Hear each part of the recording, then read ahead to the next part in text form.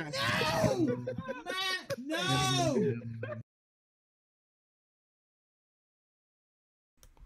All right, folks, and we are live. And we got a lot to talk about tonight. And also, it's technically Friday. So you know what, folks? That means we're gonna rip off Rush tonight. It's Open Light Friday. I'm gonna be hopping into the voice chat in the Discord. And any of you got anything to say? That would be the time. I know some folks aren't particularly happy with me lately, although I don't think any of them are listening anymore. But nonetheless, I see Luke in the chat. I might bring Luke on here in a couple minutes. But I've got a ton of shit to talk about, and you can bet your ass we're going to be talking about it Saturday too. So we're going to be talking about. By the way, folks, I hope you're enjoying these spicy maymays. I guess we can get rid of this starting soon. I think I left that on like all fucking stream last time. I hope you're enjoying these spicy maymays, unless of course you're in Europe, in which case, you know, I don't know. So we're going to be talking about how Europe has quite possibly destroyed the internet. Good going, Europe. Good game. We got some more Catholic stuff coming. Folks. More talk about the Catholic Church. I really don't want to be harping on the whore of Babylon all the time, but I mean, like every fucking day it's a new low. The Spider-Man game on PS4, the only reason I remotely want a PS4, I might add, looks fantastic. Some left-wing game journalists are upset that Spider-Man is helping the cops. That Spider-Man is apprehending criminals and helping the cops. That a crime-fighting superhero is fighting crime. They're upset that in a superhero game you do superhero stuff. I know. This, by the way, is why these fucking idiots can't write decent superhero comics. They don't even fucking understand what the hell the genre's about. That's how you end up with garbage like, you know, the clitless Miss Marvel and fucking Riri Williams and, you know, shit like that.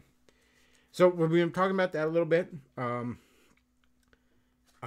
the way, folks, we will be discussing pan-European politics some tonight. So I hope you're all wearing your big boy suits. You know, we can't be discussing pan-European politics without our suits. All right. But by the way, if you're not sure what the hell that means, we'll get to it. But first, I had a little thought I shared on Facebook, and I want to share it with the rest of you. Because it's something that just occurred to me as I was at my mindless day job. Slowly dying of aluminum poisoning. Actually, the cough I really think it was something in the air at my day job that was giving me a cough. So I've just started wearing, you know, there's like little paper painter masks, and I already feel a little better just wearing it like a day. And hell, I only wore it half a day today because I was going to buy some at the hardware store, but I found some in the garage, but they were very, very old. And my first break, I went to take the damn thing off and the straps broke. They were so damn brittle. But whatever, I think that's going to help my cough. So, anyways, as I was at my shitty day job, I had a little interesting thought. I put this on particle mass. Thank you. I was blanking on the term there, chat. Anyways, put this on the Facebook page if you're on the Facebergs, and I don't recommend being on the Facebergs, but if you're on the Facebergs, facebook.com/Bechtloff, go ahead and give it a like. I post on there a good amount. Anyways, I had this thought. Pardon me. I know I sound like DSP over here, and I'll just read it to you. Here's an interesting thought. Back around 1998 to 2001, Rapture fan fiction among evangelicals was huge.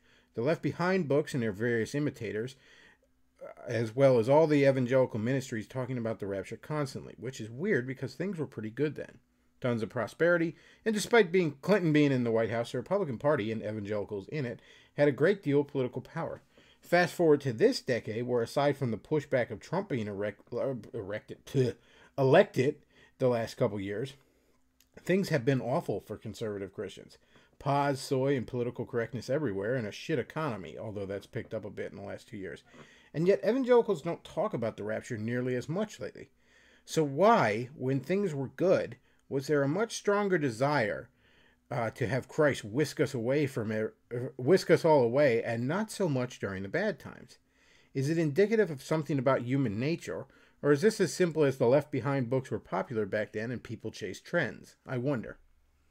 So that's just a little thought I had. I don't have a ton to add on top of that. Just something I'm kicking around in my head. Might formulate it a little better. But any of you want to call in? That's something you might feel like chiming in on.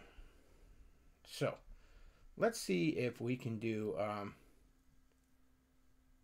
And mind you, when I say that, I'm not saying that evangelicals stopped believing the rapture was a thing. Far from it. What I'm saying is they're definitely just not talking about it as much as they were those years I mentioned. All right. Let's see if we got the Windows capture working. And we don't. I gotta reset Windows capture like every time on here. I don't know why the fuck that is.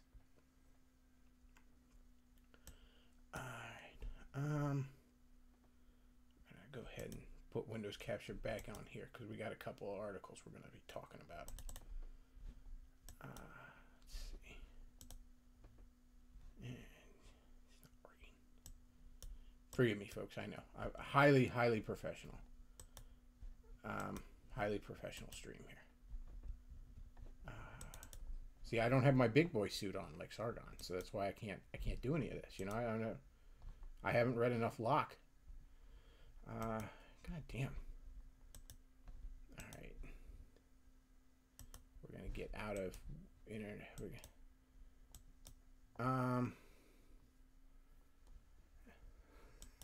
So he says 900 number rates apply for calling in. Yep. It's 1-800 hot Bulbasaur. So while I'm doing this, let's just talk about the suit meme, shall we? Because some of you may not be familiar with it. There we go. There we go. All right. Anyways, so you know, I was talking on Gab about this with somebody. Christy something is his name. He has like a Dragon Ball Z avatar, but I chat with him on Gab a lot. Seems like a cool dude. Anyways, we were talking about like Sargon was when Sargon was, you know, meeting with world leaders and he had left the Liberalist Party and he joined UKIP, and they were like, you know, maybe he's actually put his ego aside and he's going to be working towards things for once. Nope. Fucking nope. So Sargon has this meeting and he's standing there dressed like an Applebee's waiter. He looks, you know, it's an ill-fitting fucking suit and shit like that. Like I said, he looks like an Applebee's waiter. So, and that's not my joke. That's everybody else has made that joke already. Anyways, so he's getting his picture taken with Farage, like Nigel Farage and all this other stuff, and he's making this big deal about like he suddenly is. How should I put this? He has this meeting, and like the first thing he feels the need to do is to try it and try and rub it in Mr. Medicare's face. Like Sargon just has a fucking boy crush on Mr. Medicare. Can we all just admit this now? Like he just is like, you know, I bet Jim doesn't even own a suit. Actual shit Sargon said. Jim's playing around on the internet. I'm engaging in pan-European politics. What was I saying on here for a couple weeks now? I've been harping on this. Fucking ego. All right? Fucking ego and vanity. You know, Sargon's not interested really in trying to make the world a better place and trying to work politics. He's interested in having his ego stroked. And for some real weird reason, he's really interested in showing that damn Mr. Medicare. You know, like Sargon's a jilted ex-lover of Jim or something like that. You know, hey Jim, did you see? I have a big boy suit. Like, good for you, champ.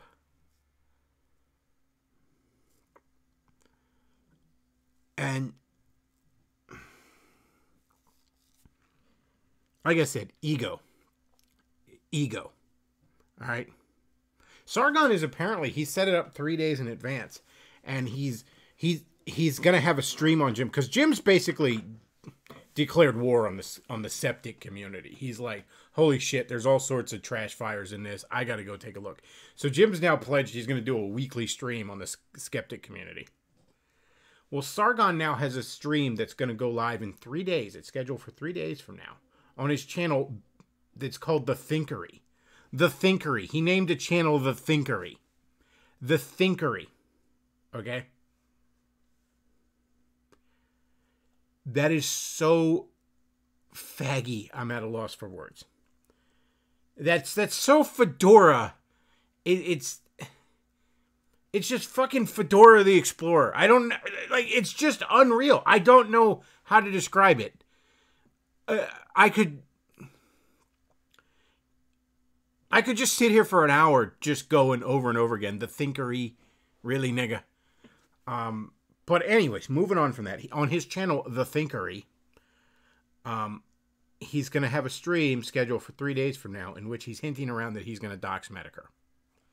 Medicare's laughing his ass off. He doesn't seem to care. If Sargon does indeed have his dox, it's going to do nothing but hurt Sargon, I think. I mean, maybe it'll hurt Jim. I don't know. But it's definitely going to hurt Sargon. It's definitely going to make Sargon look like an asshole. More of an asshole.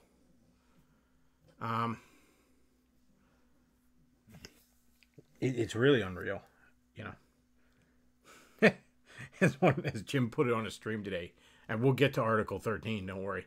You know, Sargon gets involved in pan-European politics to save the internet, and 2 days later, the EU kills the internet. That's fucking good game, Sargon. Thanks a lot, buddy.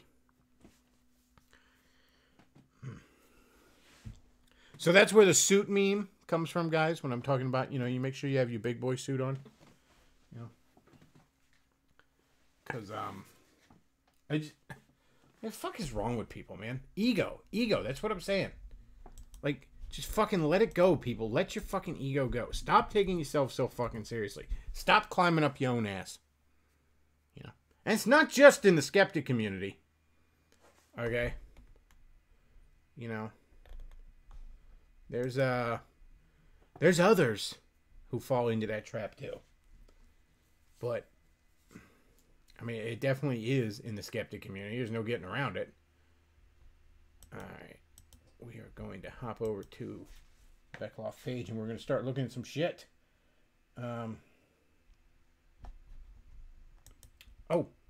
real quick, I want to cover this. I got a bunch of like stuff I want to drop that I don't have a ton to say about, but I want to drop. Okay?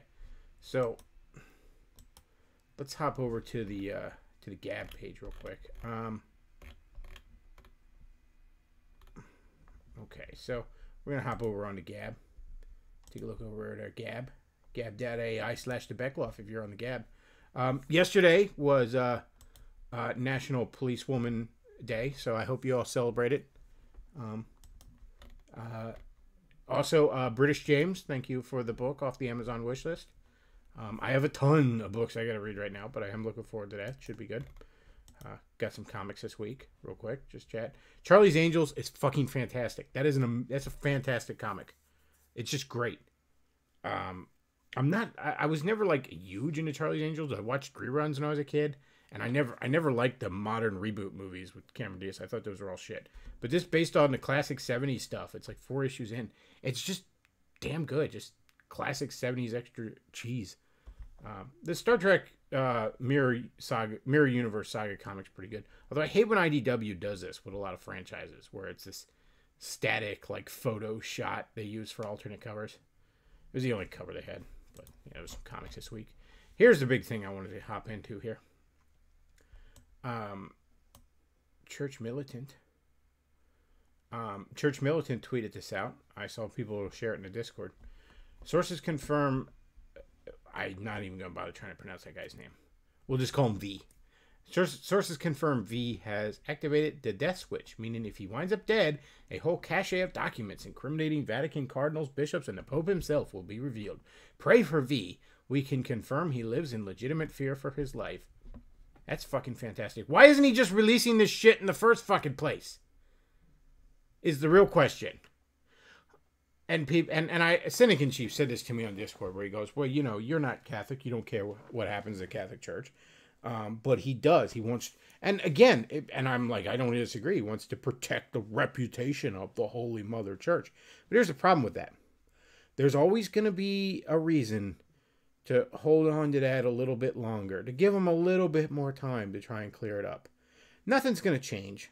And all this bullshit I'm seeing from trad Catholics right now, where they think that the Pope's going to resign any day now, or this could be complete bullshit.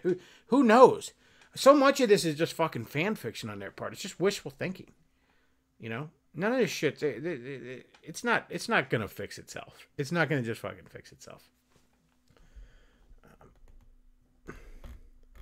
What else was there? Okay, so that's about it.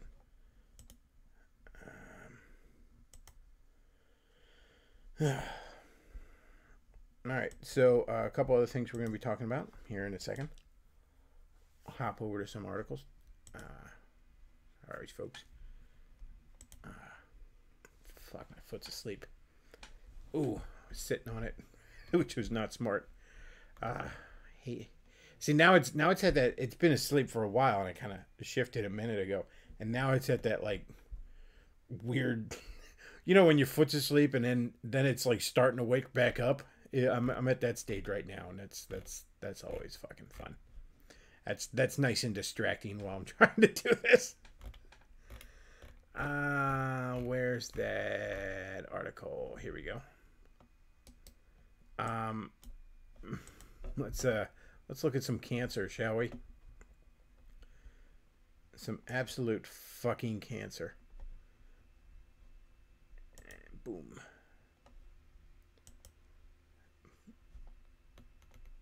And this is on the concourse.deadspin.com. They turned Spider-Man into a damn cop, and it sucks. The new Spider-Man video game came out for PlayStation 4 this week, and I was eager to spend a chunk of my weekend playing it. No, I don't want to subscribe to your shit. Oh, I hit subscribe, damn it. That's not good. Apparently it let me out anyways. Anyways, I was eager to spend a chunk of my weekend playing it. Some things I immensely enjoyed during my few hours of playtime. Web swinging, jumping off buildings, web swinging, whispering, whoa, that looks just like the real Empire State Building, and web swinging. One thing I definitely did not enjoy is how this game turned Spider-Man into a freaking cop. Granted, I'm only a few hours into the game, but the primary objective boils down to help the cops. Not just any cops either, but the NYPD. Really? Spider-Man, the superhero that lives in New York, is dealing with the NYPD? I'm fucking shocked. Because this game takes place in a true-to-life rendering of New York City. It's dumb to expect video games to be responsible reflections of real life, but it's also impossible, for me at least, not to feel some ickiness about the game forcing me into cahoots, even with a fictionalized version of the NYPD, an organization that routinely oppresses some of the most vulnerable residents of the city I live in. I'm not grasping for as many straws as it may appear. Spider-Man doesn't just help the cops by catching armed robbers and putting deranged supervillains in jail. He helps them maintain a high-tech citywide surveillance network. One of the ongoing missions in the game is to have Spider-Man repair NYPD-operated and Oscorp-constructed surveillance towers that stand atop various buildings throughout the city. When these towers are repaired, they allow the NYPD to monitor all the citizens within a certain radius of the tower, and for Spider-Man to get real-time updates on happenings within the city via an uplink of the towers. This is a game mechanic that will be familiar to anyone who has played open-world RPGs the last decade. Whatever. Okay, so he's mad that a superhero fights crime. That a superhero does superhero things. This is the state of the fucking left. This is why these hardcore fucking leftists never been able to write good superhero comics. This is why Marvel's in the shitter right now. Because I've argued on here numerous times, there's something K-type about the superhero genre. There's something right-wing about it in the purest sense of the word. Because a lot of it obviously harkens back to heroic myths and whatnot. of ancient times. But there's often a very clear right and wrong. Now, yeah, there's times when things are blurred and all, but and there's sympathetic villains and less than sympathetic heroes, and there's all sorts of things to it. But especially a character like Spider-Man, he sees some Dindu, robbing a store. He doesn't, oh, the poor guy is so oppressed. He goes and puts a boot in his ass and sends his ass to jail. There's something right-wing about it. And when you get it distilled to real essences, like, say, the Punisher, so many of these soy boys absolutely can't stand that character.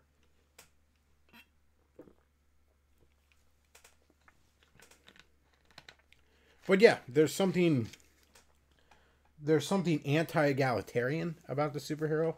There's something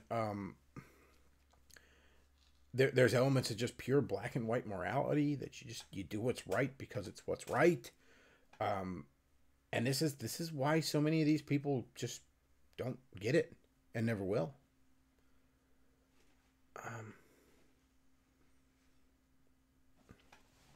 You're mad that a superhero fights crime. Yeah, there's issues with out of control cops, and there's certainly issues with surveillance states and all that other sorts of stuff and all. But at the end of the day, and don't get me wrong, superhero comics do explore that a great deal.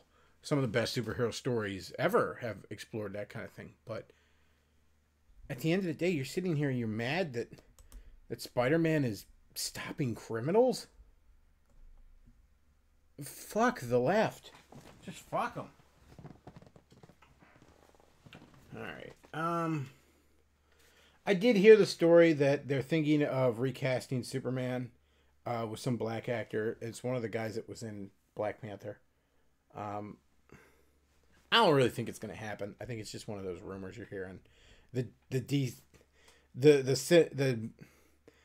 DC wing of Warner Brothers movies is in complete fucking disarray.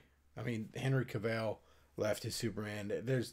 They have no idea. Nobody knows what's going to happen next. Okay, trust me, nobody has any idea what the fuck's going to happen next. But I'll just repeat what I've said numerous times. I'm not necessarily against changing the race of a character when you're adapting something like, say, a comic book. Certain characters, though, have a certain iconic look that I just don't think should be touched with. Take race aside. I don't want a blonde Superman. Okay? Because that's not fucking Superman. Alright? Superman has such an iconic look. Leave it the fuck alone. That's before you even consider racial issues. And, again, can we have a white Blade? Well, no, we're not going to have a white Blade, are we? Because this shit only runs one way, doesn't it? And therein lies the biggest problem with it. I mean, there's plenty of times they've changed the race and I just haven't cared or I've even kind of liked it. I don't mind the black guy playing, Hemdeal or whatever in the Thor movies. I don't mind that. It's a minor role anyways, and he's doing just fine. I didn't mind Michael Clark Duncan as the Kingpin in the 2003 Daredevil movie. I actually rather liked him in that role. I thought it maintained the spirit of the character, even if it was a different interpretation. I didn't mind Lawrence Fishburne. Was it Lawrence Fishburne? Or am I thinking the wrong name? Whatever. The black guy they got playing Perry White in the new Superman movies. I didn't mind that. Again, though, you notice it only goes one fucking way. And again, there's certain characters that have enough of an iconic look I don't think should be touched. And again, that's not, I don't necessarily have a... I don't have, there's no science to that. Obviously, there's no exact science to that, but obviously it would be a very bad idea if they did that. That said, though, it's far from the only bad idea. I mean, I'm already basically not interested in seeing damn near any DC movie as it is. I might see the next Wonder Woman movie just because I really like the first one, but by and large, I don't give a shit about the DC movie stuff. I mean, hell, the TV shows are way better. And even a lot of those are ass. Really, only Flash and Arrow are good, but whatever. I don't have a ton to talk about on that. What else we got? The EU gonna try and destroy the internet. They passed, although there's still several steps it has to go through, and implementing it is going to be a nightmare. But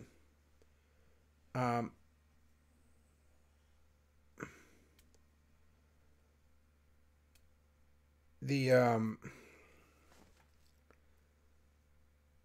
Article 11 is the link tax, where you're not allowed to link to another site without getting taxed, I guess. And then Article 13, you can't post anything copyrighted. So all these dank memes you're enjoying right here, say goodbye to them in Europe.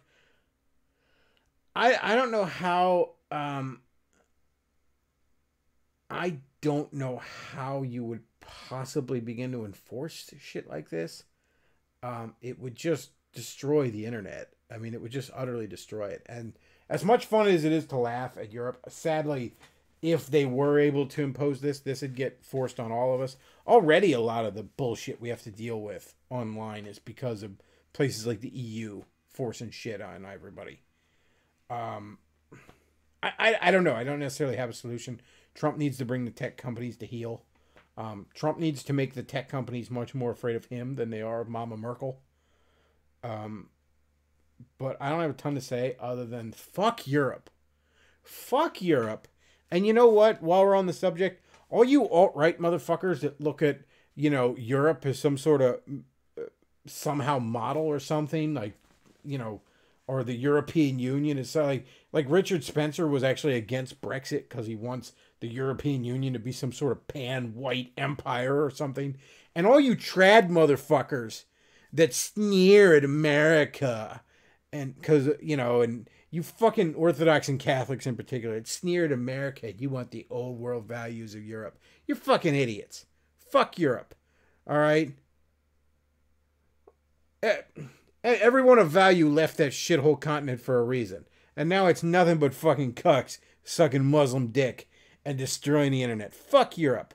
And fuck anyone who looks at Europe as some sort of example. It used to just be the fucking leftists that looked at Europe and were like, oh yeah, we should be more like Europe.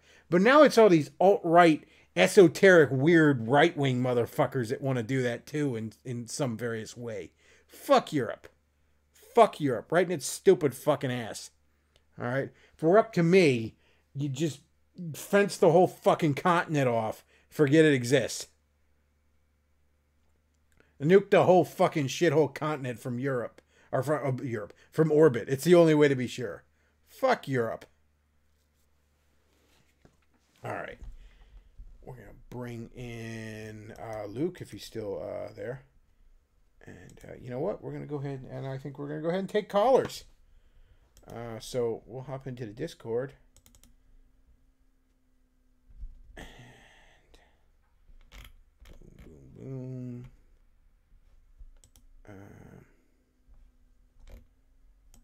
Alright, so this is pretty much going to be, I'm going to hop into the streaming and talk to Luke for a bit. Hey, Luke, what's going on? Wait. Betcha I got this fucked up. Yep, there we go. Okay, I remember this time. Alright, Luke, what's up? Europe is falling apart. How about you? Oh, fuck Europe. Fuck Europe. You know what? All you do, you Amerimut, 56%. You suck my dick, Europe. Suck my free dick. Suck. You know what? 56%. You know what the other 44% is? Freedom. That's what it is. Fucking freedom. Feels good, man. Feels good. And you know what? The day they start pushing that shit on you Euro cucks, you know what I'm going to do? I'm going to take off work and I'm going to go to the range and I'm going to shoot my gun. And then I'm going to fucking eat a steak. And then I'm going to go home and I'm going to upload pictures of titties on the fucking computer. All things you can't do. Because in England you got to have a license to jack off. And that's not an exaggeration. You got to have your age verified before you can look at adult content. So you got to either put your credit card in or you got to go down to the newsstand and buy your jacking off license. That's England. Fuck yeah. Like, fuck Europe. And fuck every snooty motherfucker who thinks that Europe, oh, America's so low class. Oh, let's be like those tea drinking faggots that voted to kill the internet while they were sucking Muslim dick. That's fantastic. Congratulations, Europe. You made Canada seem fucking cool. No more leaf jokes. How about that? Jeez. Fucking Euro. Poor British James. We need to launch a GoFundMe to get British James the fuck out of there before he's raped to death by Muslims.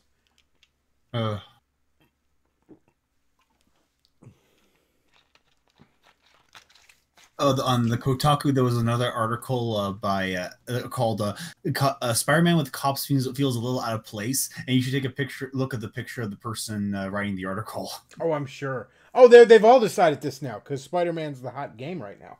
Trust me, this is the first time. This is the first time as a Nintendo fanboy I've had any envy towards towards the Sony guys, towards the Sony fanboys. This is the first time This is the first time I wished I had a fucking PlayStation since the PlayStation 2. All right? Like, good on you guys. Congratulations on you guys. It sounds like you got a bitchin' Spider-Man game that harkens back to like 10 years ago when they had bitchin', sandbox 3D Spider-Man games. Like, it looks awesome. It looked fantastic. I would love to play it. Like, to the point where if I won the lottery, a PS4 and Spider-Man, oddly enough, right now would be my first fucking purchase. But, I mean, I can't justify getting a PS4 just for fucking Spider-Man. And that is literally the only thing on it I want. Point is, though, that's a hot game right now. So, of course, all these fucking soy boys and cucks are going to want to use this to grind their fucking axe. Bunch of fags.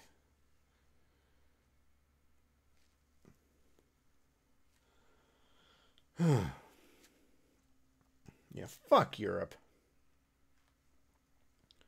Fucking ridiculous. Let's pray that the rapture happens for the good ones over there. Shit. What a mess over there. What a mess.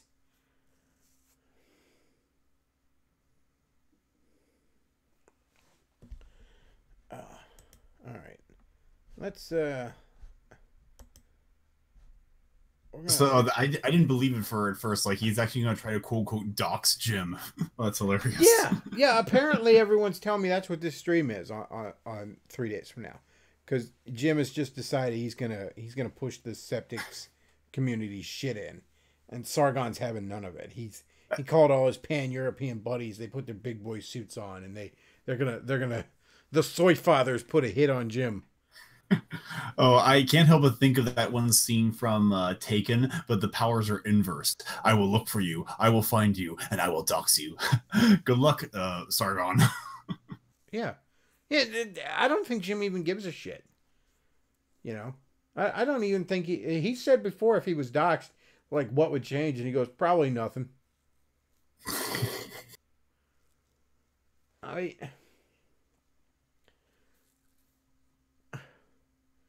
He's declared war on the Septics, though, and I think it's gonna get ugly. I think it's gonna get very interesting. Oh, so much soy boyness, so much cuckoldry, and so much sad, depressing scenes. Yeah, we'll see where that goes. The MRA's got off light because Jim lost interest. He has that element where he's like fucking Bugs Bunny or something. If he just loses interest, he just stops. Oh no, he had a Lindsay Ellis moment like, there's actually not much to these guys after all. Oh yeah, that's what it was. That's right. I mean, he shit on the Money Badgers a little bit and then was like, eh. No, which is too bad. I was kind of looking forward to like their background, if there was anything on it. The fedoras, however, I mean, the skeptic community. That's what they call themselves now. They're the skeptic community because nobody calls themselves atheists anymore because you sound like a fag. But we're the skeptic community. No, they're fucking fedoras, okay? And there's a reason fedoras are fucking jokes. Because they are fucking jokes. All right, we got them putting bananas up their ass and putting their big boy suits on, and it's gonna be a shit show. All right. Oh, I've forgotten about that. All those details. In fact, anybody listening to this to me, or I can't talk tonight. A little bit of captain in me tonight. Anyways, anybody listening right now, what you ought to do is especially if you're on Twitter, take Matt Forney's podcast he did on the Anal Atheist. Send that to Jim. Send that to Jim and say, hey, since you're looking into the skeptic community, give this a listen. Oh, I wanted to find that article again, but I'm just need to find that. It was a podcast. stream. I don't know. Ask Forney. Forney, if you're listening to this, fucking send it to Jim. Send that shit to Jim. Say, hey, give this a listen since you want to look into the skeptic community. Because that's some funny shit going on around Anal Atheist, isn't it? Ho, ho, ho. You know, he's all about cannibal fetish and toddler butts and stuff like that. It's some funny shit. All right. Luke, I'm going to hop over to the voice. The voice. All right. So hop over with me if you want.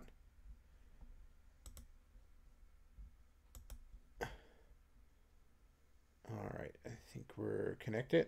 Luke, can you hear me? I can. Is John there? John Steele, you with us? Yeah. Am I coming through?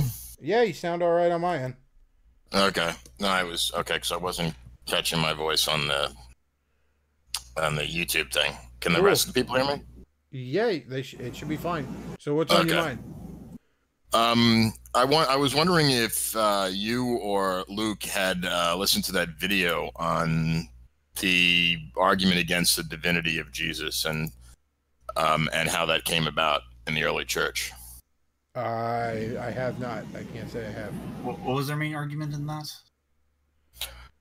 Well, there were several. They spoke about how the myth, the Christ myth, came to be, the evolution of it over time. In regards to, is this like in reference to like the historical view, like the historical view of the scriptures and how Mark came first and all that? Partly. Also, there's some interesting facts though. All the scriptures were written not by anyone who was alive when Jesus was. And there's some interesting archaeological facts. For example, the average lifespan, assuming you survived childbirth, so we're not taking that into, was only about 45.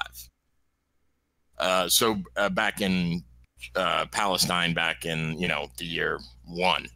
So you figured that it was like 3 or 4 generations before anything was actually written down in the gospel. In other words, Jesus had been dead. If there even was, even if Jesus existed because some people believe that Jesus, yes, someone named Jesus existed who was from Nazareth, but all the different stories about him were an amalgamation of different people. I'm sure you probably have heard that argument. I've heard that argument. I've heard a lot of it comes from, I can't remember how to pronounce it, but the Greek wine god. There is some parallels between the customs of his cult and what would come to be Christianity. Oh yeah, there's much of that. I mean, the whole concept of, you look at Christianity, which is just an extension of Judaism, right? I mean, he preaches like there's the new covenant and all that. Like, in the Christian Bible, you have the Torah is composed of the Torah is what, the first 4 books of the Old Testament, I believe. So yeah, it's part of the Old Testament. I'm not sure. Yeah, I think it's the first 4. But well, yeah, I'm not a Jewish scholar myself either, but I know the basics. And even the concept of monotheism, that they say is Judaic in origin, was actually stolen from the Egyptians, Akhenaten. So that is not even unique to them. So it's pretty fascinating how all this mythology gets built up, and that's interesting because I notice how you are, recently you've been shitting on the Catholics, but I'm wondering is this because Like, would you have a problem with Catholicism if it wasn't for the pedophile scandal? I mean, I'd have my theological differences, obviously, but I wouldn't. How should I put this? I wouldn't view like I have probably the same level of theological differences with the Orthodox, and I'm not out here saying fuck the Orthodox Church; it should be burnt to the ground, because I don't believe the Eastern Orthodox Church to be an outright vile institution. So, Well, I mean, I understand your theological difference with Catholicism. From what I understand, it's the idea of the Pope and there's no recourse. Is that mainly your theological? there's that. There's also how the Catholic Church views salvation as something of being faith and works. Oh, the faith and works thing. Yeah. There's also Isn't that a little autistic though, getting caught up in that, because you get into this catch-22. Like, if you say faith alone, and they say, what if you did this horrible thing? You know, you once saved, always saved, and how do you know? I mean, it kind of becomes a circular argument. Well, I mean, even if it's true, it's beyond human understanding to comprehend it. yeah, Because you're existing, because the whole concept, it means you're existing outside of time and space, and because us humans can't comprehend that, except in a really esoteric way, you really can't argue it theologically or through rhetoric. well, there's also the, like I said, how should I put this? The losing your salvation. You can argue maybe that's, kind of autistic to be, but at the same time, I see a Catholic Church that has historically used that as a means to fleece people, as a means to control people, as a means to fuck them over. So I see it not only as a lie, but as a self-serving lie that they use to control people. The other, I have numerous problems with how they interpret Mary. I think they turned Mary into essentially a demigoddess, which I consider idolatry. Yeah. Hold 1 second, Chris. Keep going. Mm-hmm. So yeah, my theological differences and what I'm pretty numerous. And like I said, when you're talking about salvation, I realize to an outsider that can appear pretty autistic, but at the same time, that's sort of the central issue to me. And a lot of those, I have a lot of those similar theological issues with the Orthodox. They're not that different in a lot of those things. I mean, basically, I have all those theological issues, save for how they set up their power structure.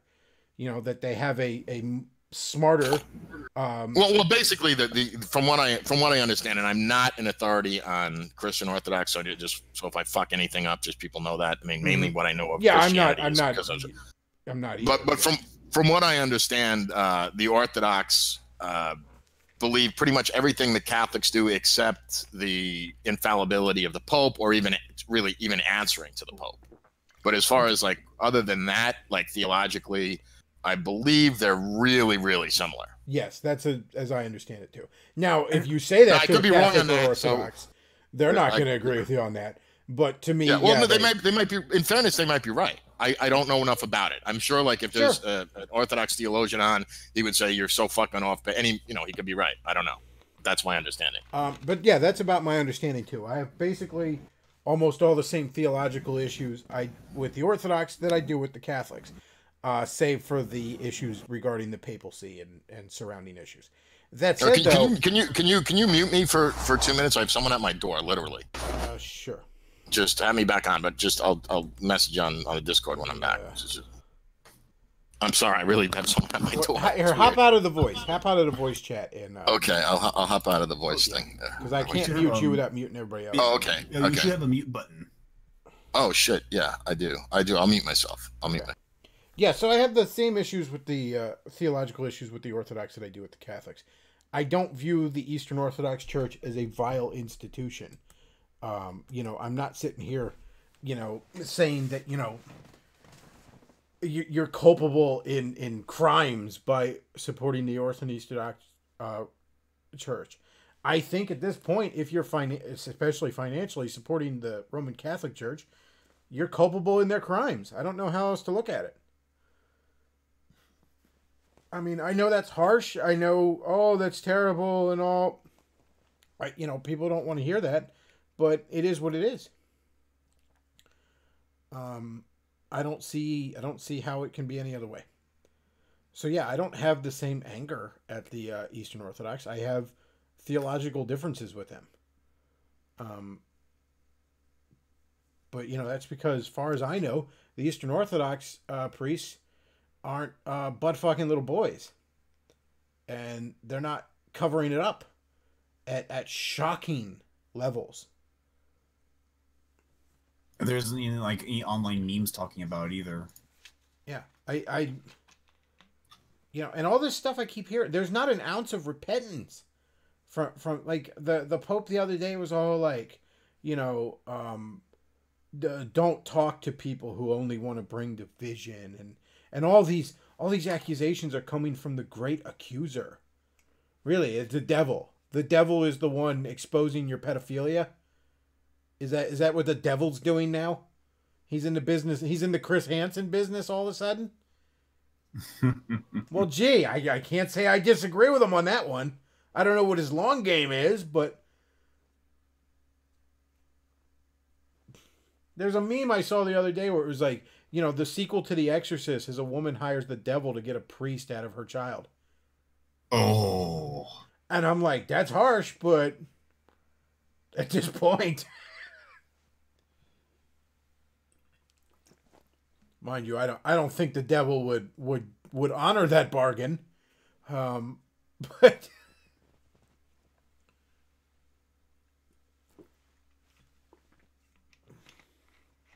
yeah, it's an insanely corrupt, insanely vile institution, and I don't, theological issues aside, I don't see how you can support it. Can you hear me? Yeah, I can hear you now. Oh, okay. I got a question. I was going to ask a question to Luke, if that's okay. Go ahead. All right. Luke, what would you have Catholics do? I mean, I'm like lay Catholics. I'm not talking about the priests and the Pope and all that. What would you have Catholics do? Become Protestant. Okay. No, if that's fair. That's what you think, Chris? Well, here's my. I guess I would kind of turn that around and say to them, what are you gonna do? I mean, because I don't know. If I was, at the very least, I'd say cut off the finances to them, because that's the only leverage you have. Because as far as I understand the way the Catholic Church is structured, you don't have any other say. I mean, that or leave are your only leverage you have. Because other than that, it just seems like if you're just sitting there going along with it, you're supporting it. Well, do you see how the argument that you're kind of using the collective guilt argument? You're giving money to an organization you know is engaging in certain acts, and you're doing so willfully. Yeah, but I mean, you're paying your taxes. You know, I mean, what? Well, yeah, but I pay my taxes because if I don't, a man with a gun is going to come and put me in a cage and seize all my assets. I don't do that willingly, and in fact, I pay a man each year to ensure I'm paying as little taxes as possible. Trust me, if Uncle Sam was like, "Would you like to pay your taxes?" I'd be like, "Well, would you like to suck my balls?" If he said yes, would you pay your taxes then? I don't know. I don't know what to do then. I wasn't expecting that if he calls my bluff. But yeah, then you pony up, right? Yeah, I guess. Well, you got me. But no, I mean, it's not. I don't do that willingly. Trust me, I don't. But they're willingly putting the money in the plate, and I don't. How else am I supposed to see that?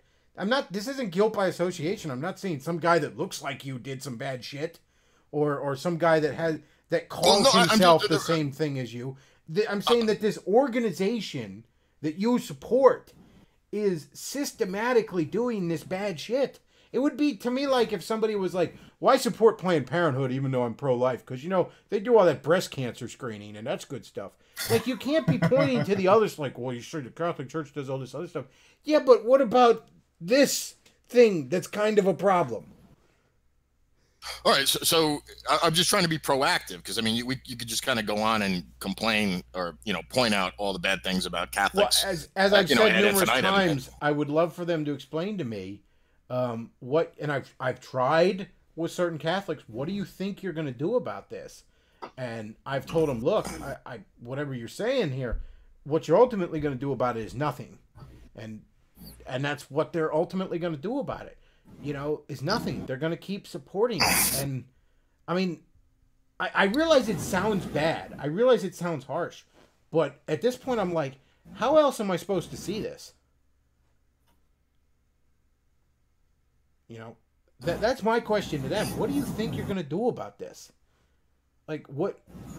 You're putting money in a plate, and like if you live in New York, for example, and you're a trad Catholic, and you're putting that money in a plate, well, I can tell you right now what some of that money went towards. Some of that money went towards lobbying the New York State government to make covering up child molestation easier. Well, it's a little bit more nuanced than that, Chris. I think you know that. Because a lot of people started just saying, oh, I was molested by a priest just looking for a handout. Oh, I'm sure that happened. But why are they able to do that? They're, like, yeah, I'm sure there's a lot of people that are hopping on the bandwagon. Okay? But that's the Catholic Church's first response at every step along the way has been to protect its reputation and to circle the wagons around. You know, I mean... Well, I mean, I believe that's part of human nature. I don't believe that's unique to Catholics. Oh, I'm yeah, it is, but it doesn't make it right. All right, and you know, if this is indeed the one true church, should I not be expecting a little bit more? At the end of the day, they're doing horrible things are getting done. It's being covered up systematically to extremely shocking levels, and again, this is what we know. This is what we know regarding this highly secretive organization we know for a fact will lie. So I can't help but think that this is the tip of the iceberg.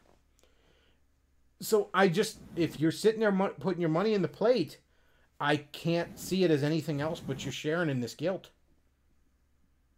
So I guess, you know, one of the challenges people, because you said trad Catholics apparently have stopped listening to your show or at least participating in it.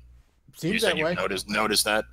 And I assume you're telling the truth about that. Do you think that part of that might be because in your delivery of this, you know, knowledge or, you know, news clippings and stuff like that, you seem to be kind of getting off on it? Like, it seems like you're kind of taking pleasure in it. Well, I am only human. And I am bound to take a certain level of pleasure in being proven right.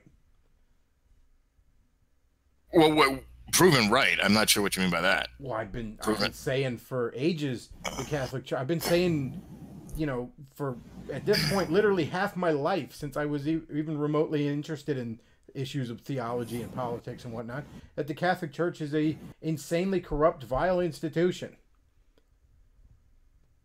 And when, you know, cards get put on the table and, oh, holy shit, yeah, it was. Well, I mean, every large church is an insanely corrupt, vile institution.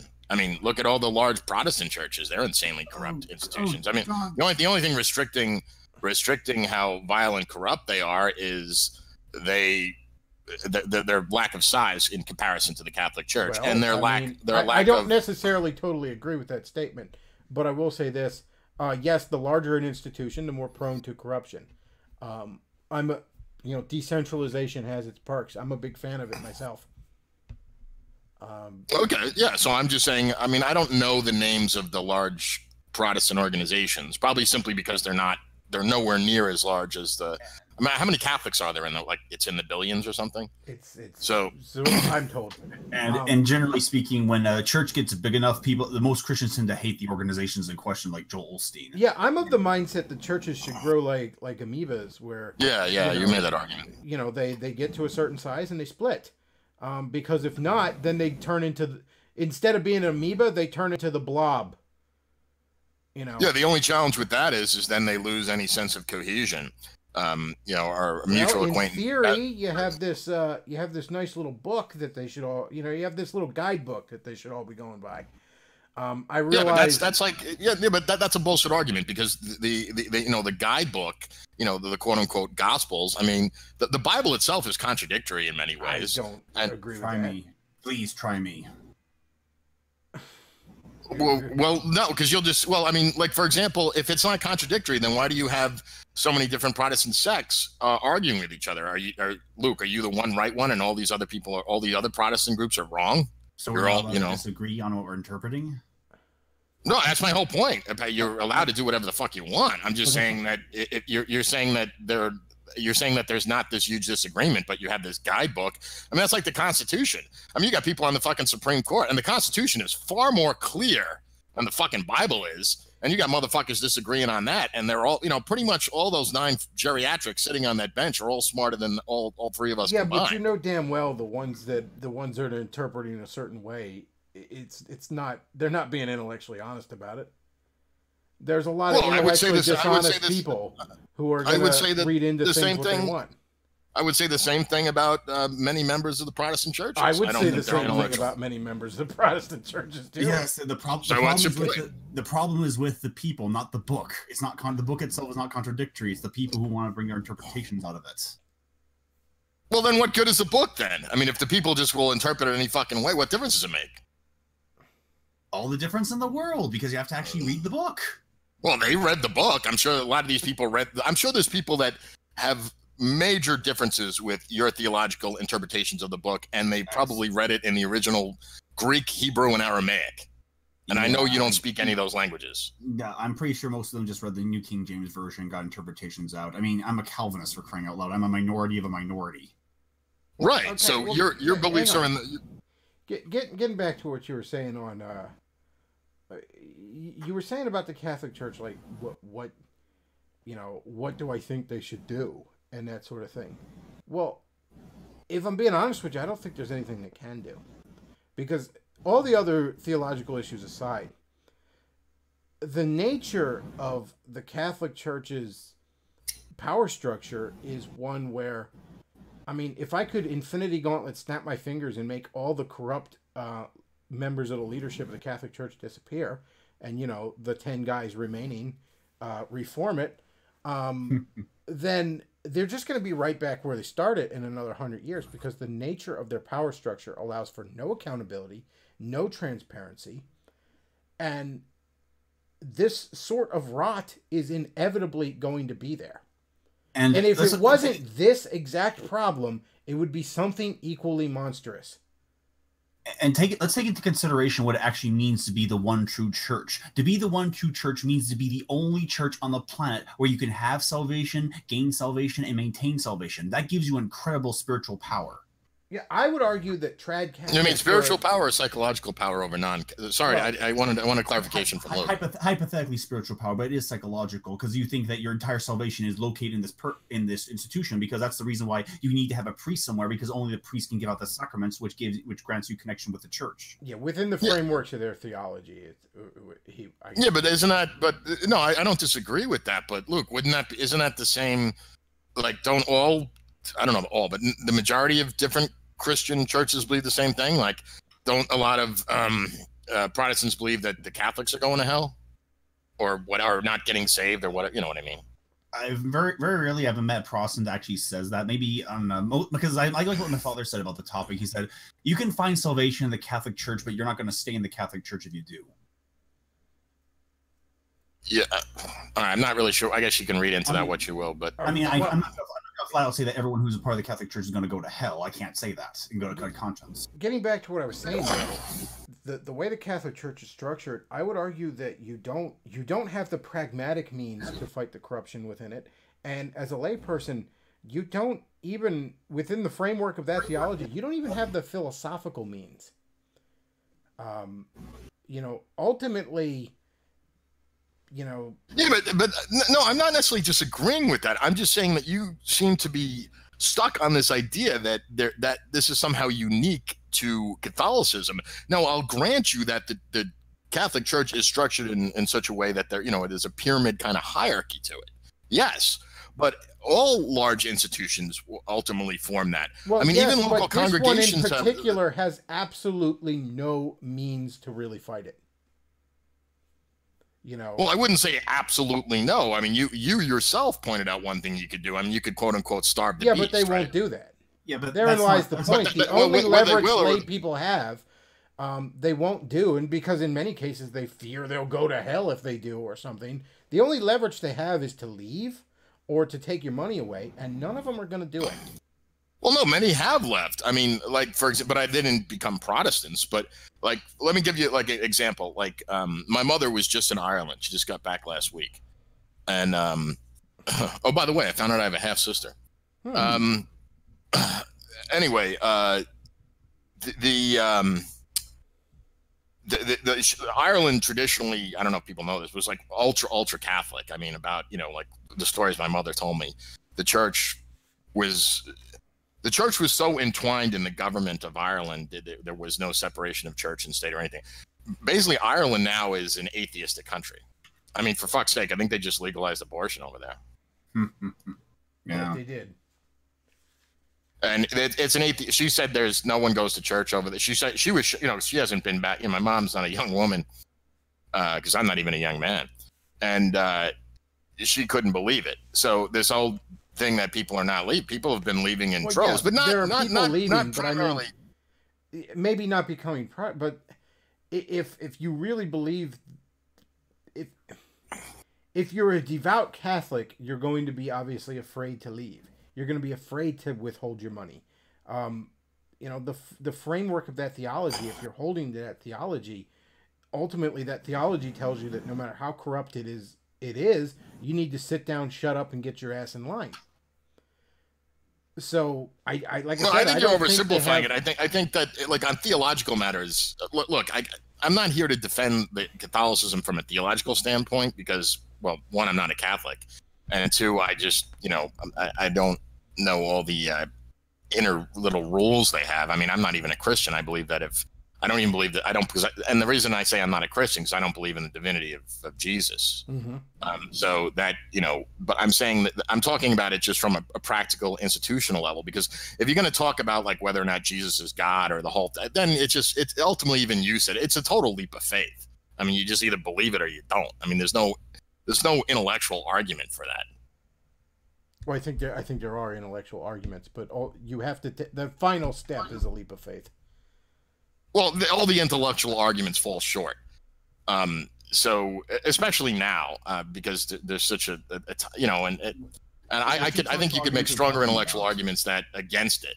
But you know that we could have that discussion for a different day. Yeah, I disagree, but setting that aside. Well, yeah, because I mean, what intellectual arguments are we talking about in regards to the church, to the philosophical, the structures of the church, or like deeper theological, spiritual issues?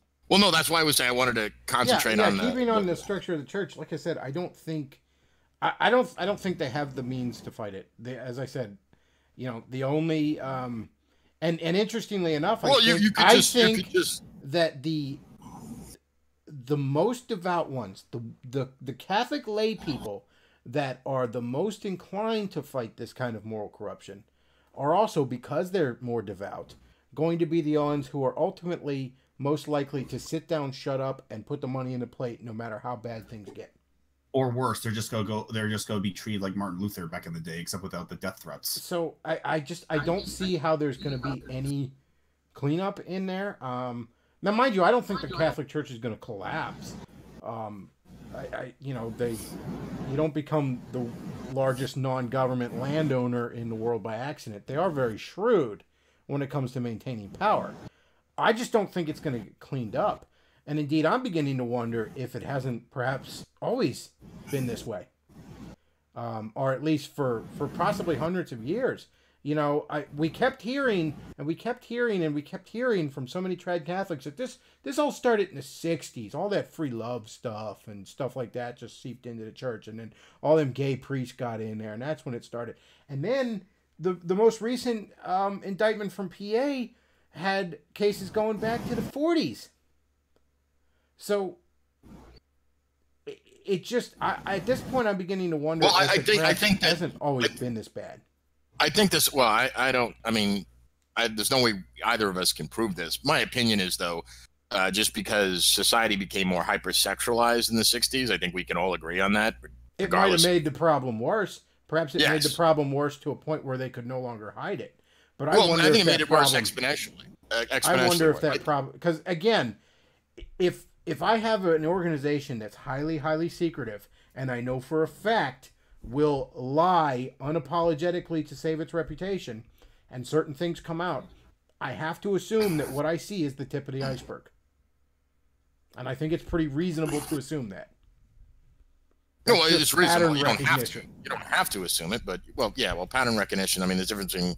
It doesn't mean you recognize a pattern that it will go forward into the future. Patterns can change. There's that old saying that if you were a black guy in the Deep South and 4 bald white guys were following behind you, well, maybe they all have cancer. But if I'm in Harlem and a bunch of black gentlemen come up to me, rushing up to me, well, maybe they just need directions. But I'm not necessarily, at a certain point, this is what I assume. I assume at this point that I see no reason to think that it hasn't just been going on for ages, for possibly centuries.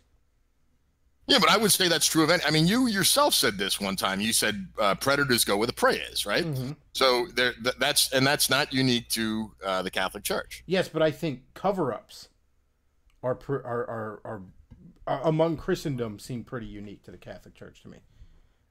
Well, that's probably just a result of the size and power. I think other organizations would do the same thing, provided that because it's a tribal sense of self-preservation.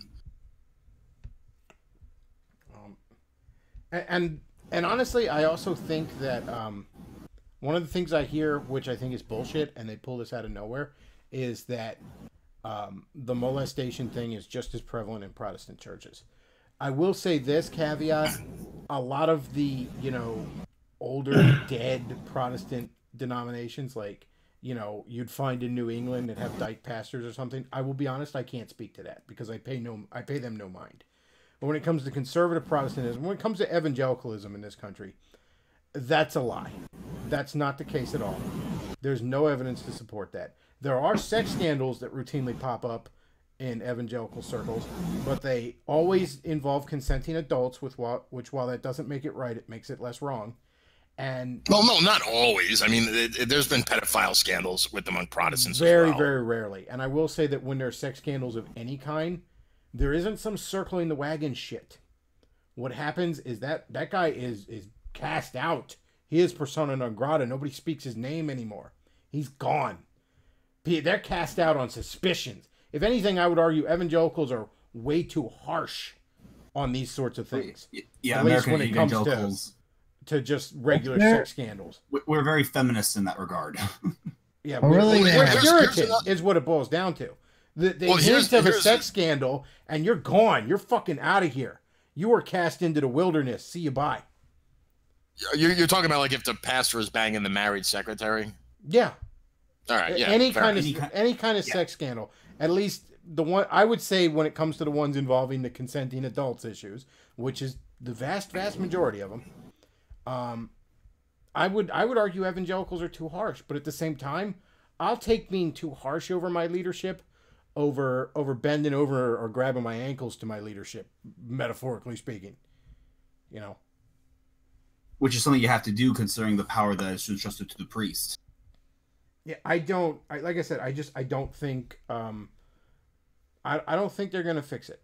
I think that what's going to probably end up happening is there's going to be some mild pseudo reforms. Maybe this current pope will have to step down and some other guy will take over. And what's going to happen is the moment you give trad Catholics an excuse to pretend like everything's okay again is the moment they will.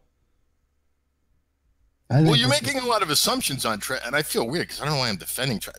I think what bothers me about your view on this is I'm making assumptions. I'm going with my gut. These are my predictions.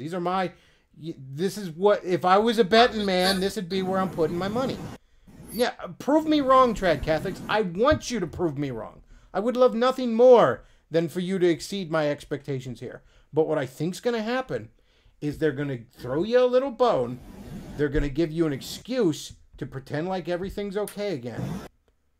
And that's exactly what you're going to do. And again, I base a lot of this on pattern recognition. The fact that I have to deal with so many trad Catholics making nothing but excuses as is.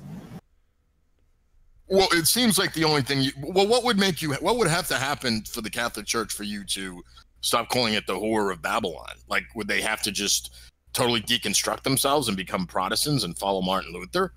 Well, no. Again, I have massive theological differences with the Orthodox, and I don't call them the Whore of Babylon. Now, the Whore of Babylon that's actually a.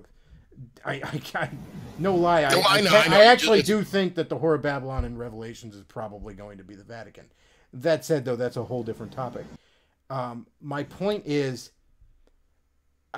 I think that the only way that you would be able to A, solve this problem, and B, keep it from going right back to where it was, keep it from happening again, you'd have to reform the way you structure your hierarchy.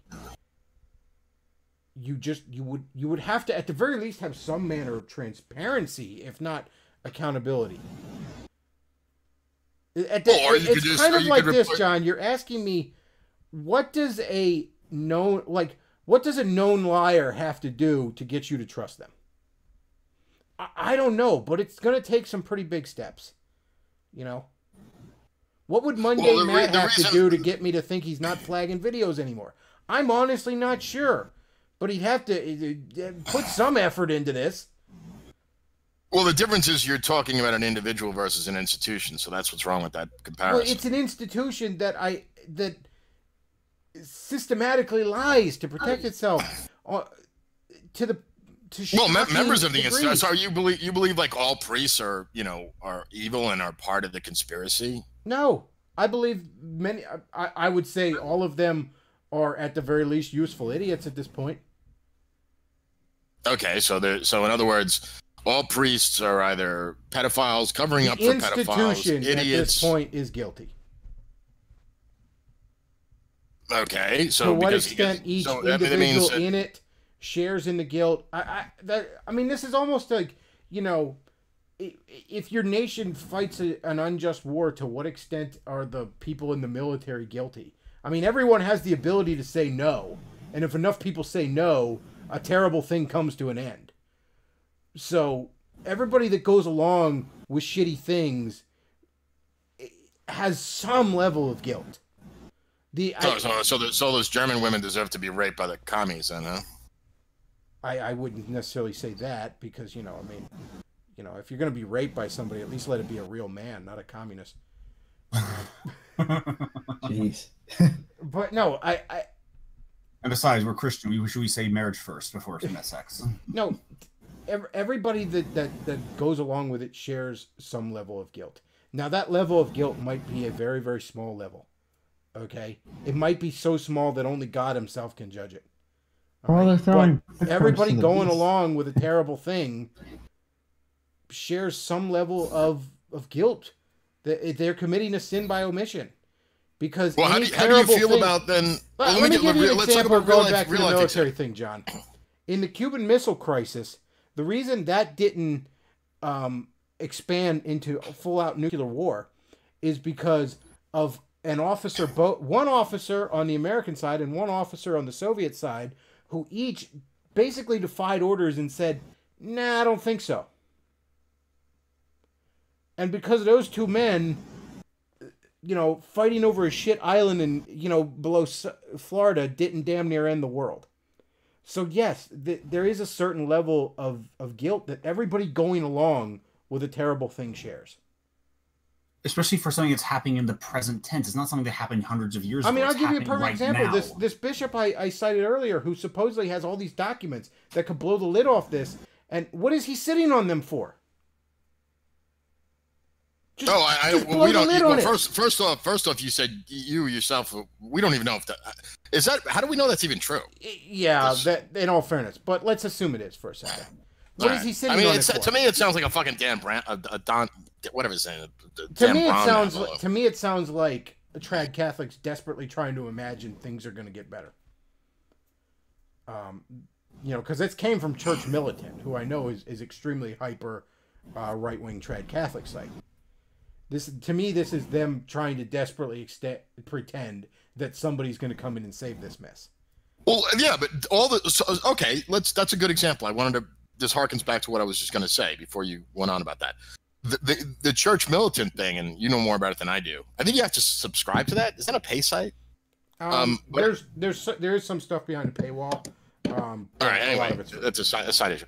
Anyway, the point is, you look at them; they're right wing or trad. I don't know if they're trad or I don't know what the fuck the difference. Anyway, they're Catholics, right? The people behind it, they're exposing all this. Yes. Mm-hmm. So, are they not doing good then? Are they guilty too? But are they not still funding it? I don't know. Again, I don't know. But I don't know if they are or not, and you don't know either. But if they are, then shame on them for it. Because if they're not, and they are exposing this, then they're not going along. Isn't that a group? Isn't that a group that you should be supporting? Then they're not going along with it, and good on them. So then you should be supporting them. I have linked to them numerous times. I have. Right. Said, so you should be encouraging people then. I mean, you could ask them. You could send them an email and you said, by the way, if you are really looking to end suffering and you're really looking to expose the guilty and protect the innocent, when you're a Christian, so I'm believing these are adherents that you follow, then wouldn't that be a good idea then? I mean, if this thing is so evil and they're fighting against it, shouldn't they be allies of yours? Well, I mean, they are welcome on here at any time.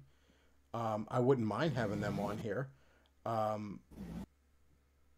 yeah, I haven't declared them enemies or something. I've simply said that if you are supporting the Roman Catholic Church as an institution, and by that I mean specifically financially, materially supporting them, then you, to some small extent, share in the guilt. Well, I mean, you're making this like binary argument. It's a little bit gray there because you could quote unquote, I don't know, give a tithing. Do you Christians still do that? Mm-hmm.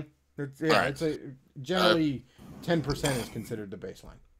All right, I don't know if Catholics legalistic about it for obvious reasons, but at least Protestants aren't. But yeah, I think people stopped being legalistic about it when they instituted the income tax back in like 1913. Yeah. But yeah, before that, yeah, it's generally 10%. So and that's a Catholic thing too, I'm guessing. I don't know. I believe so. Is there a Catholic in the audience? I know they give an offering. The exact details I may have wrong.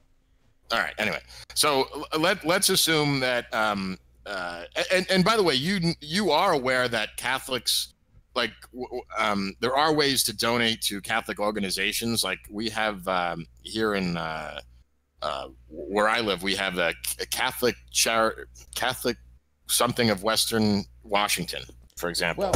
Well, well, no, just because I've had specific dealings with these fucks because they tried to. I know that's probably a better option, but at the same time, I would be weary of that. And again, I don't know to what extent those organizations would be controlled by the Catholic Church, but I seem to remember specifically a case in New York where the Catholic Church was running a thrift store. And the priest put his boyfriend in charge of the thrift store, and his boyfriend was robbing the store blind. So, I don't know. Yeah, but I don't know if that was because he was Catholic. I mean, that's not like an institute. That seems like a one-off kind of a thing. I don't know. Maybe. Here's what I would say to a Catholic regarding their tithe. Again, I wouldn't belong to a church I couldn't trust my offering to, so I have to kind of put myself in your shoes a little bit here. That said, though, there have been times when I haven't really belonged to a specific church for a while, and I've been bouncing around, and you said this on your chat. Didn't you get kicked out of a church? Didn't you actually? I left. I actually was invited. I was invited back specifically so I could be kicked out. But that's a whole different topic. No, I'm not saying anything that you haven't said in the public domain because you and I have everything I know about this because you and I don't speak privately. Whenever we talk, it's always in a public like this. No, so that's a whole different. Yeah. But anyways, you could set that money aside and you could, I guess, just pray to God and say, look, this is your money. You direct me on where it goes. And maybe you give it to a charity. Maybe I don't know, maybe you're walking by a fucking homeless guy and you have it in your pocket and you feel the Holy Spirit saying, give it to that guy and tell him Jesus loves you. I don't know. Okay? There are ways you can just direct your tithe, still be giving it to God, and not be handing it over to the Roman Catholic Church as an organization. And I would suggest doing that then. Okay, well here's my argument. If you're, what is your, let me just ask you this instead of assuming, what is your end goal here? I mean, just, going on about this, what is your, or do you have one? Or is it just like, are you just doing a Matoka thing where it's like, I don't care about anything. I'm a force of nature. I mean, do you have a goal? I mean, what is the Holy Spirit commanding you to do regarding this when you're talking about Christianity, the destruction of innocence, a corrupt organization? What is God or Jesus or the Holy Spirit commanding you to do now? I don't have a long game beyond just shining a light on it. I don't necessarily know how to fix it. I don't know what's to be done about it. I don't know that anything can be done about it. Well, of course there's things that can be done. I mean, we talked about some of them. Let me rephrase it. I don't know if anything that can be done will be done. And I'm not in a great position to do anything about it. But well, no, I mean, instead of like every day it's out there, and Well, let me just throw an idea out there for you, Chris. All right, instead of shitting on trad Catholics, who I think a lot of these people you think are otherwise good people. I'm assuming that, I don't know. You could say I'm right or wrong, right? You otherwise believe they're good people. They're, generally speaking, a force for good in the universe. Instead of like making fun of them, like how about, you could talk about like the church militant, and in fairness, I don't know a lot about it, but from what you said, it seems like they're going in the right direction. They're trying to do something, within their limited content. At least they're doing something. So shouldn't you be reaching out to these people? I mean, wouldn't that be the Christian thing to do? Or maybe you're just in it for the fucking lulz. I don't know. I mean, if you go, especially Luke, Luke's Christianity is pretty much how he defines everything about himself. So if that's really what your goal is, if you're really a Christian and you're looking to save souls and, do good, do no harm to, and protect innocence. Like, shouldn't that be your goal? If you want to save future pedophile victims or get justice for the existing ones, shouldn't that be your goal instead of just trying to further alienate people so then they give them more reason to want to circle their wagon because they're feeling they got nowhere else to go? Do you realize how it's a feedback loop? You fuck with these people, you call them names, you make fun of them. And then what are they going to, of course they're going to do? They're going to retreat back to their own belief. Basically, I think what John's asking of us is, what are our actually, if we were applying for a political platform, what are we asking, demanding of the Catholic Church at this point, with no expectation whether or not they'll actually follow through with it? What are we demanding? Oh, well, what I demand? I would say at this point, they need to... I don't know exactly to what extent, because, obviously... there is some confidentiality things, but they just need to. No, look, I'm not saying they're demanding. At this point, I think it would calm me the fuck down if they even looked like they gave a shit about it anymore. It staggers me how every time, I see an article where the Pope's saying, the devil is dragging up these sins and accusing us to try and discredit us, as if it was no fucking big deal. I'd calm the fuck down a lot if the vast majority of the ones I dealt with knocked it off with the it's no fucking big deal shit. Because that's what I deal with now, not from the church militant guys. I'll give credit where credit's due, and that's why I've cited that site a lot. But I'm so sick. But no, let me stop you there. Finish. You cited them, but you didn't give them credit. You cite them to use as ammunition versus trad Catholics who you've been repeatedly making fun of. No. And this goes all the way back to a mutual friend of ours. Hang on a second. No. Over and over and over again, I got to hear the bullshit about how it's overblown. It's no big deal. Nothing to see here, folks. And I'm so tired of that. I'm so beyond fucking tired of that. All right, and it's honestly from the execs, because it's not like they're not throwing shade my fucking direction. All right, it's from the same motherfuckers that, you know, it's sort of almost like the theological equivalent of Europe sneering at America while they're getting raped by Muslims. And you 56%er while they vote to destroy the internet. So I'm getting sneered at by these people. You have no theology. You have no history, while your children are getting raped. All right. And yeah, to some extent, I'm tired of it. And I'm tired of the it's no big deal fucking attitude. All right. Maybe I would calm the fuck down if any of them took it fucking seriously, with the exceptions of a handful of them. But no, all I hear is it's no big deal. No, let me finish. This is my show. It's no big deal. It happens everywhere. Few bad apples. No church is perfect. I hear that whiny excuse shit over and over and over again from them. And that's why I've gotten progressively more pissed off about the subject, okay? That's why I feel like the straight man in a fucking parody comedy movie half the time dealing with these people.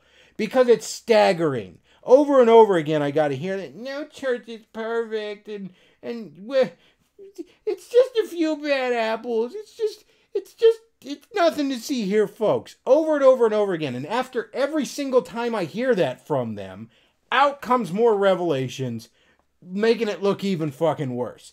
And the whole time, I gotta hear from them, it's no big deal, it's no big deal. And said mutual friend of ours, I might add, has now said, well, I don't want to say anything about it because it would be presumptuous of me. Which I might add is the exact fucking thing I said he was going to ultimately do, that he swore he wasn't. All right? I'm tired of it. I'm tired of the smug bullshit as their children are raped. I'm tired of them, of watching them sacrifice their children on the fucking altar of tradition. And I'm supposed to just, like, you know, thumbs up it or whatever, or just look the other way like a Penn State fucking coach or something. I'm tired of it, all right? What do I want from them? First and foremost, I want them to start giving a shit about it. Because I really don't think 99% of them do. I really think 99% of them would love nothing more than just to shut the fuck up again so they can go back to ignoring it. That's what I want first and foremost.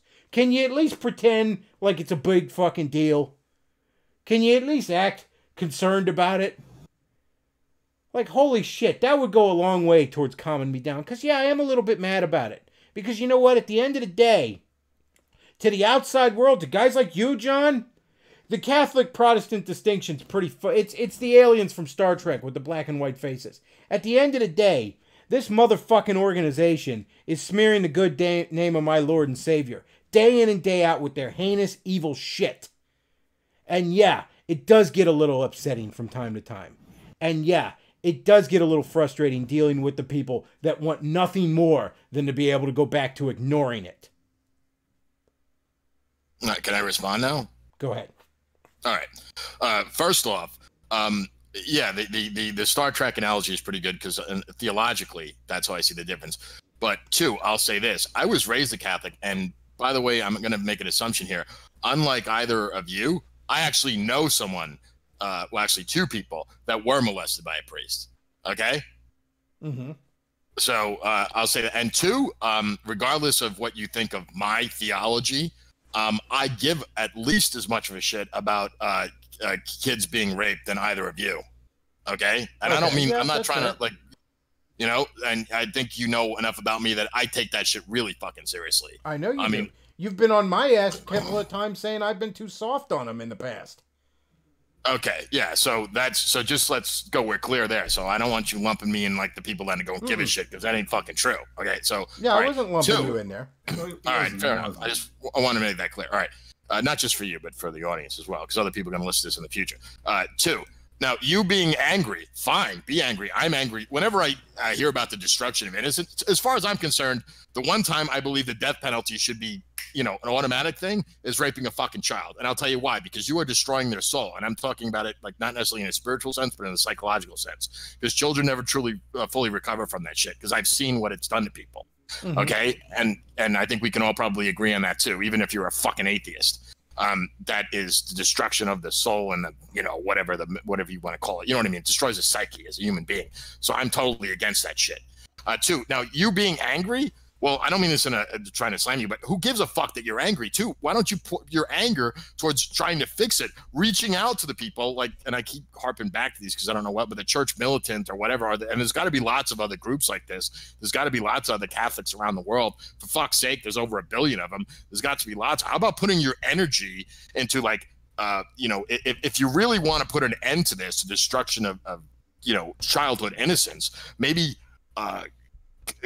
help these organizations, give them more of a voice, instead of making fun of the trad Catholics, how about pointing in the direction of other people that actually are doing something to try to stop this or address this issue, or, you know, or whatever, instead of just saying, oh, just become a Protestant and that'll solve everything. Well, I mean, again, I don't have any other sway than this show, and I don't have any other sway than this little bit of a voice here when I can keep harping on these issues. And you know what? I'm going to forever mock the people that want to look the other way. I'm going to forever mock the people that want to act like it's a no big deal. And I do, like I said, I cite this group all the time. And, you know, I've given credit where credit's due. And I've said these guys are not, these guys are fighting against it. I don't think they will be successful because of the way the Catholic Church is structured. As I said, I think you basically have to reform how the Catholic Church's leadership is structured. I don't see any other way to solve this long term. That's the only internal way the Catholic Church can do this. The only other solution is external. The only other solution is the various governments of the various countries where this shit is taking place, putting the hammer down. And, that I don't see happening in many areas for political reasons. Sadly. But that's it. I mean, that's the only two solutions. And frankly, I push more for the political one because I see it as being the more likely one to fix it. I think, at least when it comes to the Catholic Church in the United States,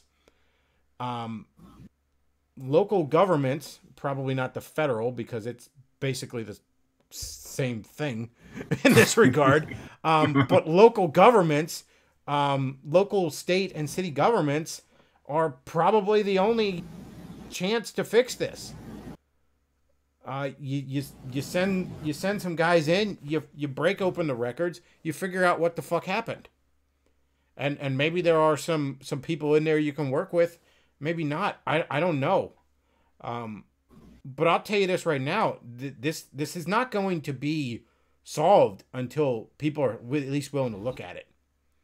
So, yeah, I'm going to sit here, and whenever a new story of it pops up, I'm going to scream, everybody look at this shit. No, don't look away. I know it's unpleasant, but don't look away. Look at this. That's all I can do. That's the only step I have. That's step number 1, too. Ain't nothing going to change until that happens. All right. Well, I'm going to say two things, and I'm going to continue listening to the show, but I'm going to do it offline, or off air. Two things. One, you're talking about Europe. You know, fuck Europe. All right. You're gonna. Two, I think clarification, and you probably didn't mean to do this on purpose, but it sounded that way. There's a huge distinction between Western Europe and Eastern Europe. Okay. Talk to some people who've lived in both places. Hungary. I mean, not actually. I should say huge fucking difference. I mean, Hungary. You know, Orban has had way more fucking balls than even our God Emperor Trump, okay? As far as, you know, his view on immigration from the third world, okay? He's enacted way more laws and also has way more to lose. Like the United States, we can pretty much say, you know, because we are the United States, we can pretty much say, fuck you to everybody. And what can they do to us? Nothing.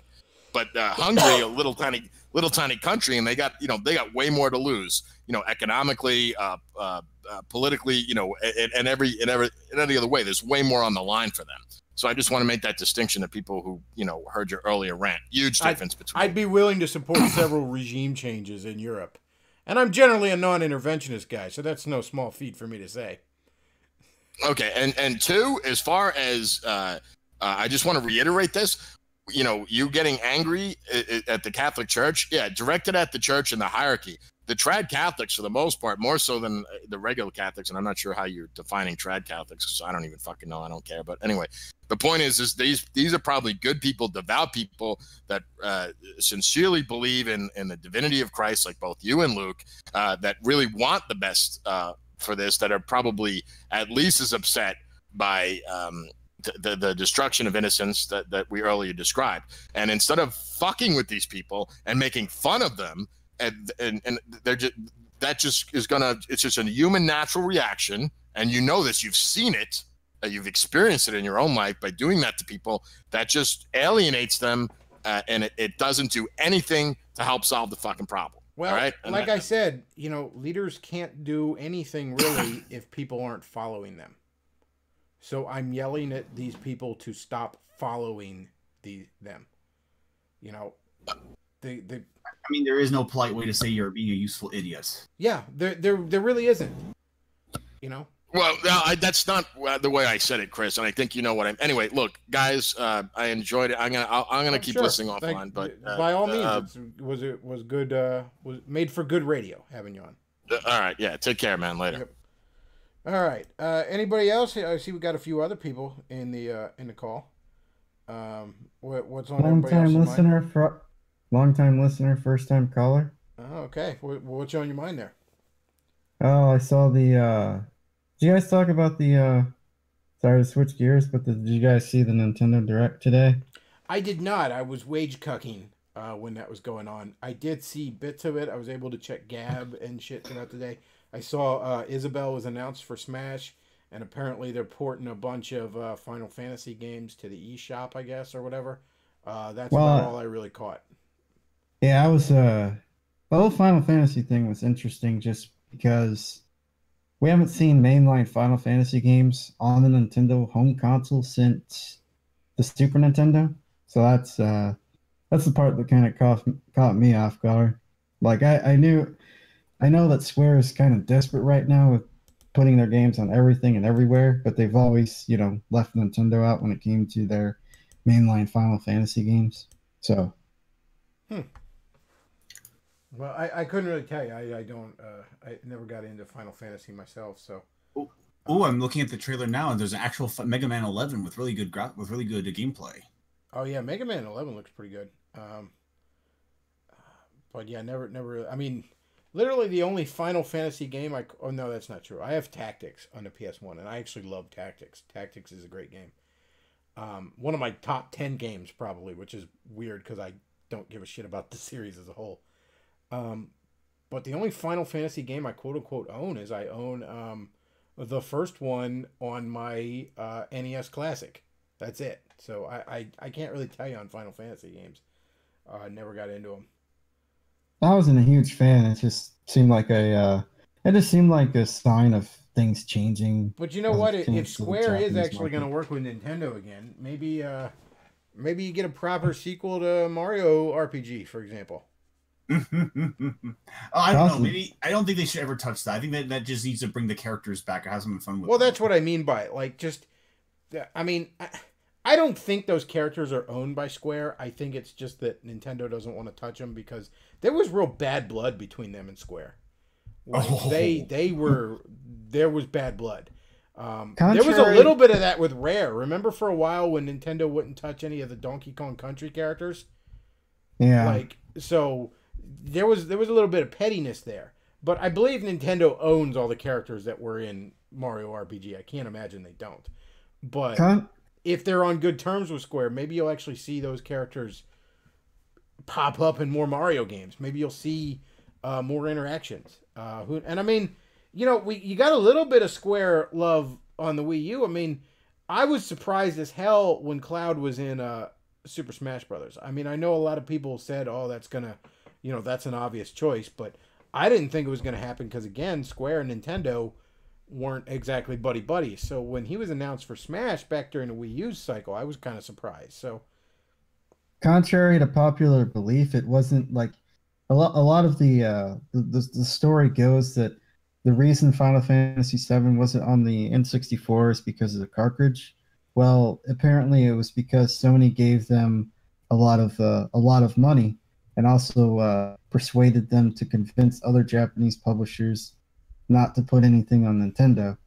So, because there's a 2004 article that explains this, like Square Enix. That would explain why there was real bitter bad blood going on. And Sony and Nintendo, they have a horrible history I don't together. buy I never bought the cartridge argument because there's nothing about Final Fantasy that there's some of the pre-rendered cutscenes that would have had to been scaled down, but other than that, it would have ran on an N64 cartridge just fucking fine, as far as I know. And again, I'm not a technical guy, but I think it would have been a lot like, a good example, although it's a shitty game, but that Mortal Kombat Sub-Zero game on the 5th generation. The only difference in the N64 and PlayStation version is that on the PlayStation version, you got FMV cutscenes, and you got just still images on the N64 thing. But, I mean, people forget that in a lot of regards, the N64 was technically superior to the PlayStation. Well, yes, the CD allowed you to get FMVs and more sound quality. I mean, it was the N64, let's not forget, whereas PlayStation was a 32-bit system. So, in a lot of regards, the N64 had some technical superiorities to. For fuck's sake, just look at like Spyro versus Mario 64. Look at what happens when they're trying to, like, graphically Mario 64 outshines Spyro, and Spyro was a couple years older. Yeah. Oddly enough, if there is one good thing that MovieBob ever contributed to the discussion, it was the history between Sony and Nintendo, and how all those years, like, Nintendo was this lumbering tyrant that stomped everyone around to make everyone go with their cartridges, and then they basically hung Sony out to dry when they had near partnership, and it's just a beautiful story of just trying to get revenge and ultimately standing up just because everyone was making bad decisions. Oh yeah, there was a Nintendo. See, the thing about in some ways, Nintendo's video, in its heyday, sort of rivals in a much shorter time frame a lot of the big monopolies of the 19th century, in that Nintendo came into a market that was off the rails, that had gone into the ditch, and they took control of that market. They set it back on track, and they brought order to a chaotic hellscape. And in doing so, they sort of became tyrants. And, a lot of those monopolies of the 19th century and all, they were monopolies because they either built an industry or they saved / brought order to an industry. But yeah, Nintendo through the 4th and 5th generation, the 5th generation is when they kind of got dethroned, but in the 3rd and 4th generation, they were assholes. There's no getting around it. Now, they made fantastic products, and they brought the video game in. They were the video game industry kind of at some point needed someone to come along and be a parent and fucking take control of shit. But yeah, thankfully, you had that rebellious teenager in Sega making sure Nintendo couldn't go too far. I don't really care about online, but I just think they're for people who do care about online, I think they're really fumbling the ball with their online service. I just don't think it's as good as it could be. Yeah, I don't think so either. I also saw that they're porting new Super Mario Brothers Wii U to the fucking... And that was when I was like, okay, you're just going to straight up port every fucking Wii U game that was remotely successful, aren't you? Like, a big fuck you to everyone that bought the Wii U. Is that what it is? Yeah. At this point, it kind of feels like this. Like, at this point, I have Wii U games on the shelf, and I wonder if I could even sell them. Yeah. Like, if I go to my game store with them, are they going to give me 50 cents a piece for them? That was such a dumb idea, though. Oh, yeah, we'll go from the Wii to the Wii U and then act like it never existed. Well, what a great idea. Yeah, I mean, don't get me wrong. I'm kind of glad that they're porting those games, because there are some fantastic games on the Wii U. And it's a shame nobody got to play them because they were on the Wii U, other than Nintendo dorks like me. But at the same time, they're just straight up porting everything. Like, just make another new Super Mario Bros. Because in all honesty, New Super Mario Brothers Wii U is not even particularly good. Those games are lazy cash grabs. I disagree on all of them. In fact, I think New Super Mario Brothers Wii is one of the best Mario games. That was all right. The DS one was pretty decent. The DS ones are all right. New Super Mario Bros. Wii is fantastic. Here's the thing. They're just back to basics 2D platforming with Mario. And to me, the reason why Wii was really good and Wii U, New Super Mario Bros. Was not, all comes down to level design. The level design in New Super Mario Bros. Wii is superb. It is spot on, basically, that whole game. The level design in New Super Mario Bros. Wii U is just lame. It just feels really weak. It feels like a B team was working on it. I think you could make 1 million new Super Mario Brothers games, and they don't have to be innovative because they're meant to be back to basics. They're meant to be the comfort food of Mario platformers. You just gotta have tight level design. You know what I mean? You just really got to bring the A game when it comes to level design. Like I said, the one on the Wii I think is superb. I would say it's like one of the top 10 Mario games ever. I love it. But the others in the series are meh. Even the DS, the original DS one is plagued with all kinds of problems. Like there's not enough save states in it, for example. The second one on the 3DS is enjoyable. It's kind of disposable, but I liked it. But the Wii U one, I never even bothered to finish. As much of a Mario fan as I am, I got like halfway through it and I just couldn't be bothered anymore. There's a few standout levels in it, but by and large, meh. Yeah, it's kind of boring. Yeah. Again, though, the one on the Wii, holy shit, man. Like, I got that and I think I beat it in like a week.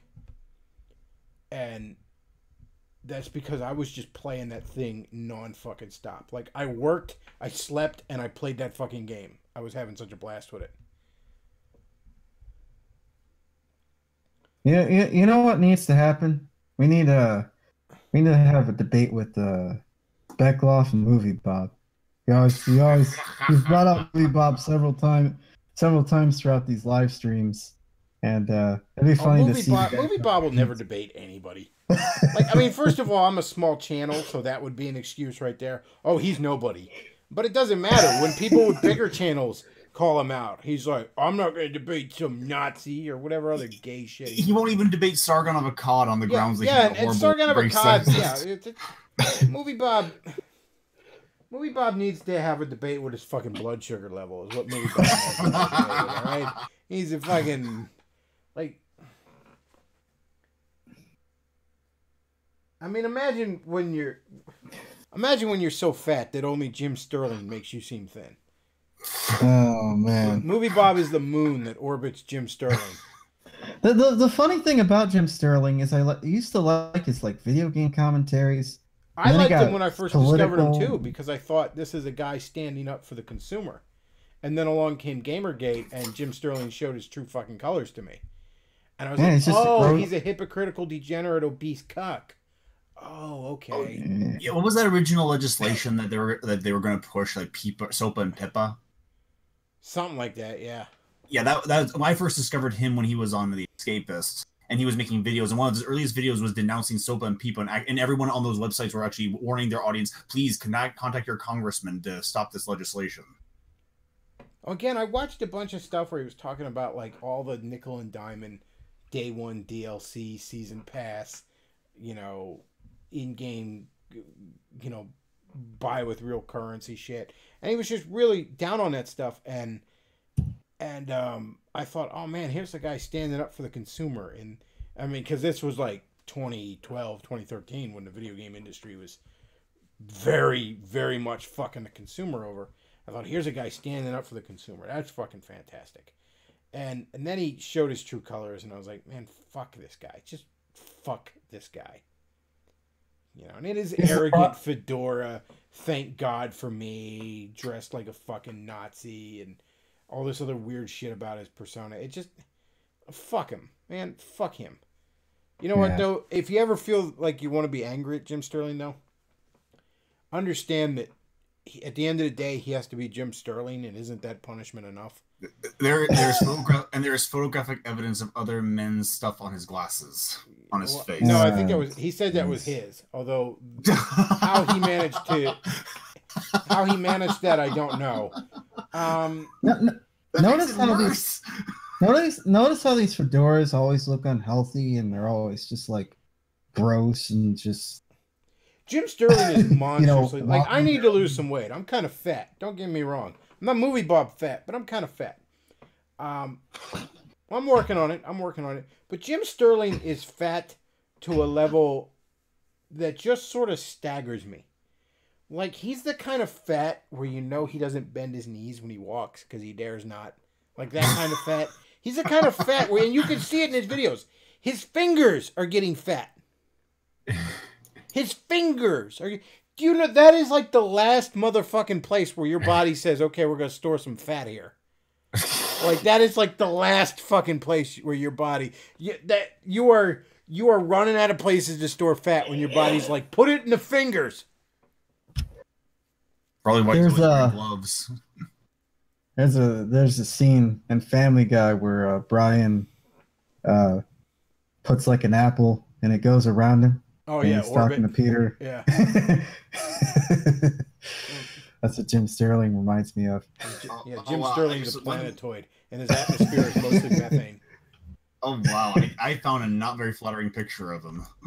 Oh, what we got here? Is this in the stream images? Are you throwing it in? Yeah, stream images. I just found this one. I don't know if anyone's seen it before. Oh, jeez. Like, what the fuck, man? Always with the dildo weapons. He's always got that purple dildo because it was in the Saints Row game or something. Whatever. It's just a degenerate fucking. It's a typical atheist shit where it's just absolute fucking degenerate. You know, where it's like, this is how people like Jim Sterling live, okay? And this is how people like fucking, like the whole lot of them, the whole lot of these fucking fedoras live. But Jim Sterling in particular.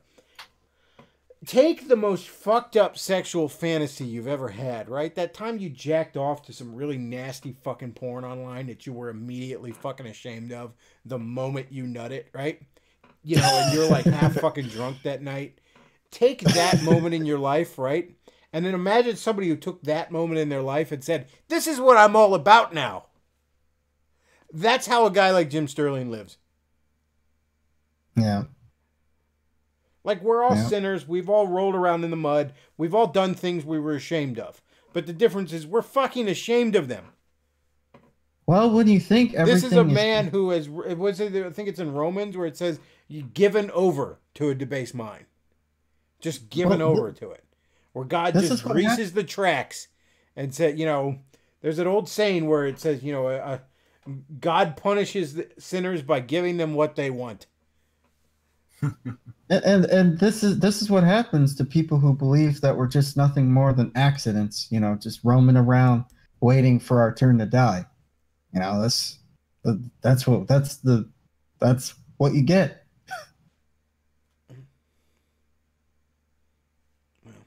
Jim's I can't imagine he's long for this world. I mean, that motherfucker is digging his grave with a knife and fork. Like, what must you eat to get that fucking fat? Like, honestly, at my fattest, I was 250. And that's got to be easily 100 pounds lighter than fucking Jim Sterling. That was at my absolute fattest in my life. I just don't understand. I felt physically uncomfortable constantly with that weight on. I can't imagine what it's like for Jim. It's got to be like hard to breathe if you're laying on your back or something. Like does he have to sleep in a saltwater tank like a fucking marine mammal? Is that the only way he can manage to not suffocate? Like, you know what kills a beached whale? Do you know what kills a beached whale? It's not that their skin dries out or anything. In theory, a beached whale could sit on that beach for, I mean, they breathe air, right? They could sit on there until they starve, in theory, right? No, it's that they can't fucking breathe anymore because they're too heavy. That's what kills a beach whale, all right? They don't starve. They just slowly suffocate. the way a mouse slowly suffocates when a boa constrictor is killing it. All right, that's like Jim Sterling has to be slowly suffocating in his own fat. Like it is the grace of the God he does not believe in. Every day he's able to the little bits of muscle in his chest are able to push the heap of fat up to allow the lungs to expand to take in air. Every time he's able to do that, it's a fucking gift from the God who he shakes his fist at.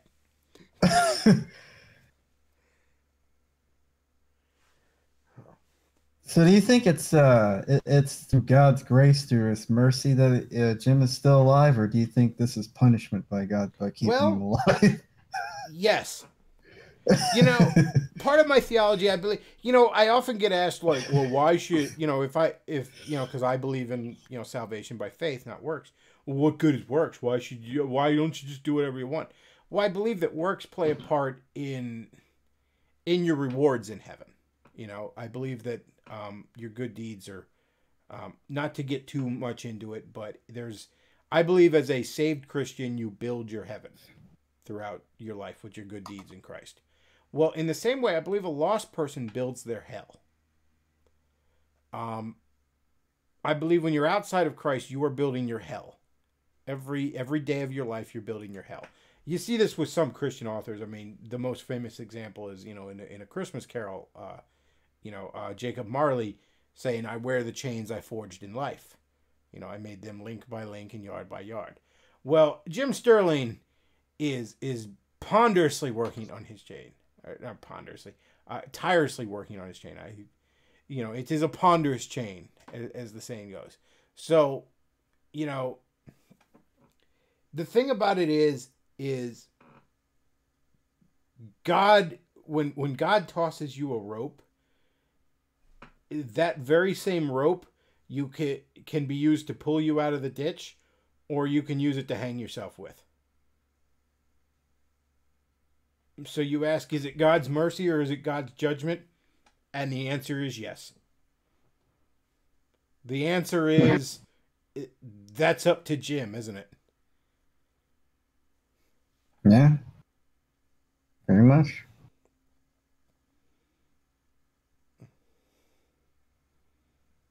I just hate game journalists pretty much equally these days, or video game critics. What, you don't like people that complain about how you do superhero stuff in a superhero game? You don't like those kind of people? Why is Spider-Man helping the cops? I don't get it. Fuck the police, man. I just getting paid to complain about toys all day. It's just I don't know. I can't stand watching most of these people. But then it's like you're not even good at it. You're complaining that in this superhero game you're doing superhero stuff. It's sort of the left-wing equivalent of if you would give like a hyper-conservative evangelical Grand Theft Auto and they complained about all the sex and violence. It's like, motherfucker, that's the point. Like what is, so yeah, like I wish these articles had comments so I could just post out it like, motherfucker, that's the point. You Spider-Man, you're supposed to beat up the bad guys, not take them home to fuck your wife like you do. Wait, people are complaining that Spider-Man is helping the cop. Have they never seen Spider-Man or heard of Spider-Man? Yeah, no, they haven't. That's kind of the point. This is the problem with game journalists. They don't know anything about video games at all. It's they don't know their why are they here? here? Okay. Not even video games. They don't even know Spider-Man. Well, these are the same people that complain about how this is too tough. Why can't I just press A to win? Like, these are the people that couldn't do a fucking dash in the Cuphead tutorial. And they're like, this game too tough. I don't know. Like they Darkside Phil puts him to shame. Yeah, it's ridiculous. I don't know why people go to their sites. I don't know why people comment on their articles. I don't know. Well, People nobody watch does the because they videos. close comments because they're a bunch of pussies.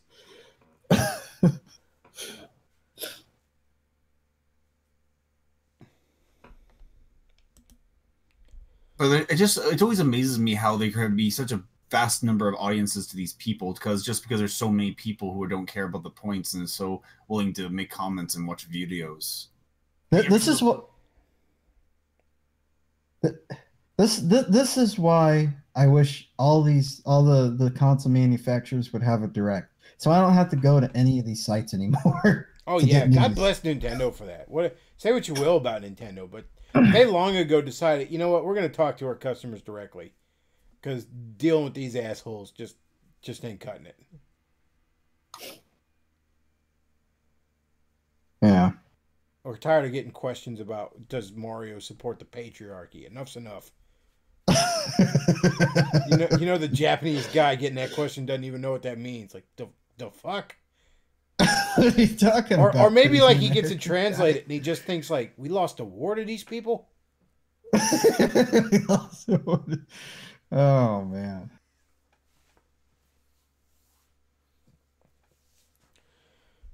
All right. Well, anything else on your mind, folks? Caller there, Senegan Chief. You're in the chat here. You got anything on your mind? He's or maybe not. Well, this one last thing. There he is. Oh yeah, go ahead. One last thing then.